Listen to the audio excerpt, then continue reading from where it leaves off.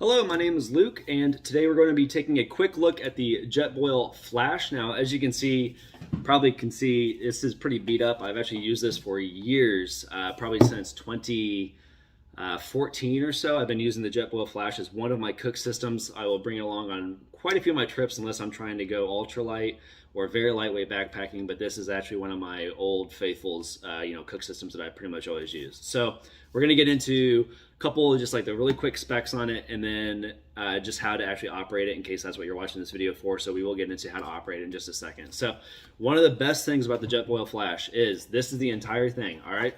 Now, Jetboil is the name of the company, and it actually has multiple models. The Flash is pretty much its mid-size model. This cup, if you're going to fill it all the way up with water, holds about 1.5 liters of water. If you are going to actually boil water in it, fill it up to about 1 liter, not much more, because if you fill it up past 1 liter, which is about here, there's a fill mark on the inside of the cup that you can use to fill up to 1 liter exactly.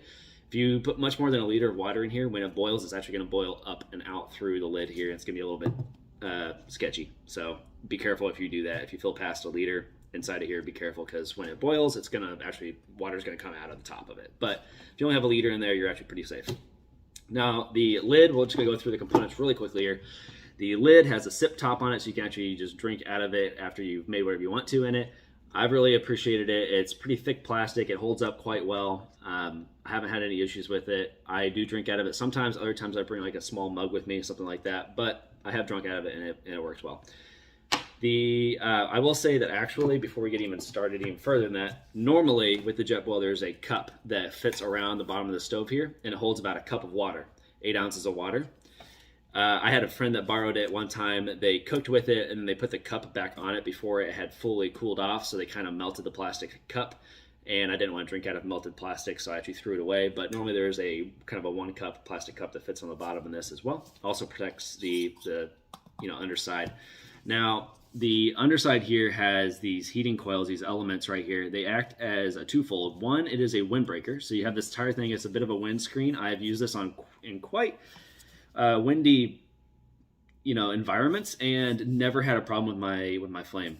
So this actually acts as a great windscreen. The other thing that this does with these coils, actually, this is a canister stove, so all your flames can be concentrated pretty much right in the middle. What these coils do is just like any other coil heating element.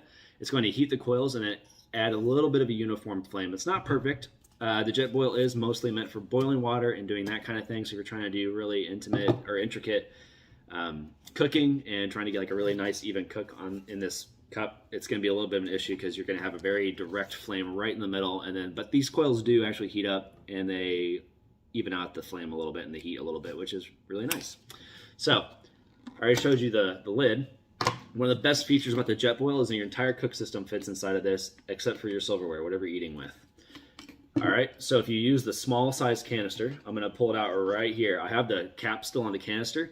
You have your, I can't think of what the name for this right now, but you have your little stand here that you can place on top of your stove. So if you are not going to be using the Jetboil cup itself to cook with, you can actually pull out these flanges right here, okay? These flanges come out, and then, ready for it, I'm going to pull up the stove now. This is the actual stove. The dial flips out like that, all right? And then this actually, once the flanges are out, fits around the rim, and then you turn it to lock it in. So very secure. So if you wanted to cook with just this, what I call the Bunsen burner, if you want to cook with just the Bunsen burner, you'd screw in the stove, you'd put this on top, you have it sitting right here, and then the cup can sit on top and you have no issues at all. I've actually used it like that a lot of different times. It's kind of what I would call just like a basic canister stove. So if you want to use that, you can. Now I'm going to pull the little lid off of here. Now, another element that comes with the Jetboil Flash that sometimes I'll bring with me, sometimes I don't, but it's a little stand. So in this little triangle shape, you can actually pull these out. And if you have a canister that's this size, there's multiple different sizes, as you probably know, but this one fits. There are 2 settings, kind of 2 separate divots cut out for the stand, and this one fits in the first one. It rotates around, which is fun, but you can also use larger ones. See that second one that's up there? And then this actually just allows it to, here, I'll show you, allows it to stand. Right, it just gives a little bit more of a secure base if you're kind of unsure about what you're putting your stove on. You don't want it to tip over. It's fair enough. Alrighty, so here's where we get into the operation of it. Make sure your little twist lever is out. All right, so normally when you store it, it's in like that. Make sure it is out. Make sure it is tightened down. You do not want it to be open while you screw the stove in. All right, screw it in. Make sure it's tight. Now, Jetboil has multiple models of their stove. The Flash comes with a starter. All right, push the button and you have the starter. You see that spark? Not every model comes with this. The Flash does. That's one of the reasons I actually got it, is because I really enjoy not having to carry a lighter with me or anything like that. I can actually just use the starter here. All right. Now, let's go ahead and actually do it with the Jetboil mug itself. I'm going to pull this down a little bit. Okay. Now, the next thing about the Jetboil is you see on the windscreen here, it actually has these lock joints right here. And then, see those little divots, those little dimples on each side of the stove? You're going to place that and then lock it in. All right. Now this entire system is all locked in. I'm trying to pull on this. Everything's nice and secure, which I love. Jetboil takes about 1.5 minutes to cook. It'll tell you different times. Your altitude is going to make it a little bit different, that sort of stuff. But generally about 1.5 minutes to boil a full liter of water. That's about right here. I do not have any water in here right now, but I will show you with the cup off. So I have the starter right here. I'm going to turn this on. There you go. Hot, hot flame. You can adjust it. You can hear that, I bet. All right. So all the way off, completely turned off. Just want to be safe while we're doing this.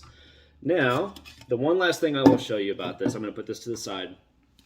See this right here? This little window? This actually doesn't look to the inside of the cup. You might think it does, but it does not. There's a gel in here that when the heat of the cup begins to rise, mine is like the red color, so it has an orange gel inside. And when the heat rises inside the cup, so when you know your water is close to boiling, there's actually this gel in here will turn a certain color. And as it gets higher, that means that's the heat of the water. So when it's fully up to the top, you'll notice it, and it'll actually just be telling you that you are very close to your water boiling. And you'll also hear it, but it's just a nice little physical indicator, kind of visual indicator.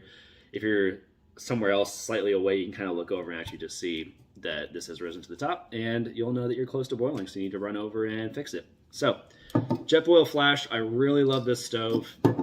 Let me mention again, it is meant mostly for boiling. It's in the name, Jetboil. So if you're trying to do some kind of finessed cooking with this system, you're going to have a little bit of an issue because it's not really meant for that. It's meant for just quick cooking, quick boil the water, pour it into a mountain house or backpacker pantry meal to get the boiling water in there, and then you cook it in that. But for what it is used for what it's meant for, it is a fantastic system. I've used it since probably 2014.